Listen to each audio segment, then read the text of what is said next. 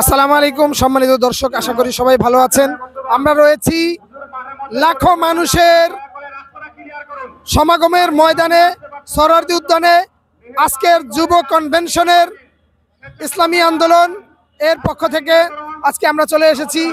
আমাদের সাথে রয়েছেন দুই ভাই। আমরা তার কাছ থেকে আজকে জানবো যে তারা কোন জেলা থেকে এসেছেন এবং কতজন এসেছেন। তো ততক্ষণ পর্যন্ত আমাদের সাথেই থাকুন। আসসালামু আলাইকুম। ওয়ালাইকুম সালাম ওয়া রাহমাতুল্লাহি ওয়া বারাকাতুহু। আপনার নাম কি? মোহাম্মদ সোহেল। কোন জেলা থেকে এসেছেন? নরসিংদী জেলা মাধবদী থানা থেকে আসছে। কতজন এসেছে আপনাদের সাথে? জি, আমাদের থানা থেকে প্রায় প্রতিটা ইউনিয়ন থেকে, নরমালি ইউনিয়ন থেকে 5টা করে গাড়ি আসছে। 5টা করে গাড়ি?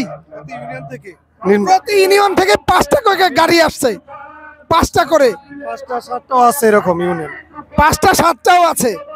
তো ইসলামী আন্দোলনের সাথে কতদিন যাবত আপনারা আছেন? আসলে আমাদের মূল দল তো ইসলামী আন্দোলন। আজকের প্রোগ্রামটা হলো ইসলামী যুব আন্দোলন।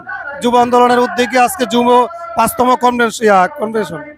যাই, আমি ইসলামী যুব আন্দোলনের পক্ষ থেকে সবাইকে জানাই সালাম ও শুভেচ্ছা। আর ইসলামী যুব আন্দোলনের সারা বাংলাদেশের থেকে যারা আসছে তাদেরকে ধন্যবাদ জানাই। তো এখন আগামীর সরকার কেমন সরকার চাচ্ছেন? দেখেন, আমরা ইসলামিক দল। আমাদের নবী যেমন রাষ্ট্রের প্রধান ছিলেন, তেমন ধর্মেরও প্রধান ছিলেন।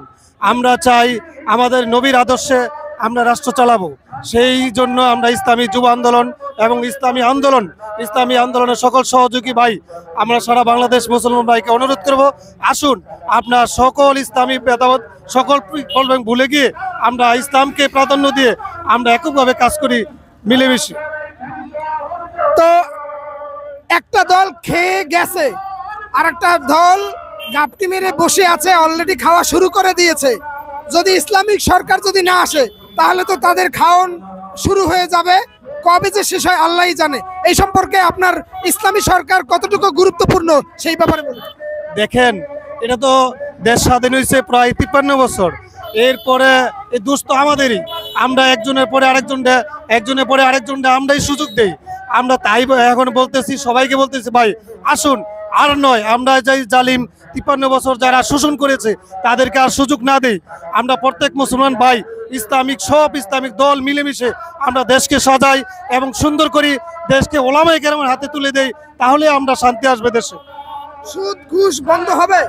জি অবশ্যই, কারণ জাতির সম্পদ এবং নবীর ওয়ারিস ওলামায়ে কেরাম। আমরা আশা করি, এবং আমরা না শুধু, তাম পৃথিবীর মুসলমান সবাই বিশ্বাস করে যে ওলামায়ে কেরামকে বিশ্বাস করে। ওলামায়ে কেরাম নবীর ওয়ারিস। ওলামায়ে কেরামের হাতে দেশের সম্পদ তুলে দিলে, দেশকে তুলে দিলে, দেশের জনগণকে তুলে দিলে দেশ অবশ্যই রক্ষা পাবে, সম্পদ শক্তিশালী হবে, সম্পদ বৃদ্ধি পাবে। তো দর্শক, আমরা শুনেছি ভাইয়ের মূল্যবান অনেকগুলো কথা বলেছেন। তো এখন আমরা আর একটা ভাইয়ের কাছে যাব, তার অবস্থানটা আমরা জানবো। সালাম আলাইকুম। ওয়ালাইকুম সালাম। কোন জেলা থেকে এসেছেন? আমি কিশোরগঞ্জ জেলা কুলিয়ারচর থানা। ইসলামী আন্দোলনের সাথে কতদিন যাবত জড়িত? ইনশাল্লাহ আমি ইসলামী আন্দোলন থেকে ইনশাল্লাহ 2013 সাল থেকে জড়িত ইনশাল্লাহ। আচ্ছা, তো আগামীর রাষ্ট্র সরকার কেমন চাচ্ছেন? ইনশাল্লাহ আগামী একটা সুন্দর কল্যাণ এবং ইনসাফ ভিত্তিক রাষ্ট্র চাই ইনশাল্লাহ। অবশ্যই ইনশাল্লাহ আল্লাহর জমি আল্লাহ তাআলার দিন কায়েমের জন্য খুলাফায়ে রাশিদান মানে একটি ইসলামী রাষ্ট্র গঠনের ইনশাল্লাহ আমরা চেষ্টা করব ইনশাল্লাহ। তো দর্শক, আমরা জানতে পেরেছি যে অনেক মূল্যবান কথা বলেছেন। ইসলামী রাষ্ট্র ছাড়া কোনো উপায় নেই, কারণ একটা দল খেয়ে গেছে আর একটা দল অলরেডি খাওয়া শুরু করে দিয়েছে।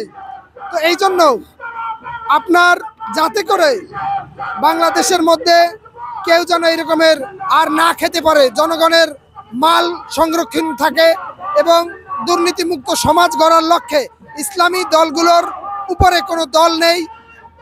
এই দলকে আমরা সাপোর্ট করি। আগামীর দেশ হবে ইসলামের দেশ, ভ্রাতৃত্বের দেশ, দুর্নীতিমুক্ত দেশ, সুশাসনের দেশ। আমরা সবাই ভালো থাকবো, সুস্থ থাকবো, ইসলামী আন্দোলনের সাথে থাকবো। আসসালামু আলাইকুম।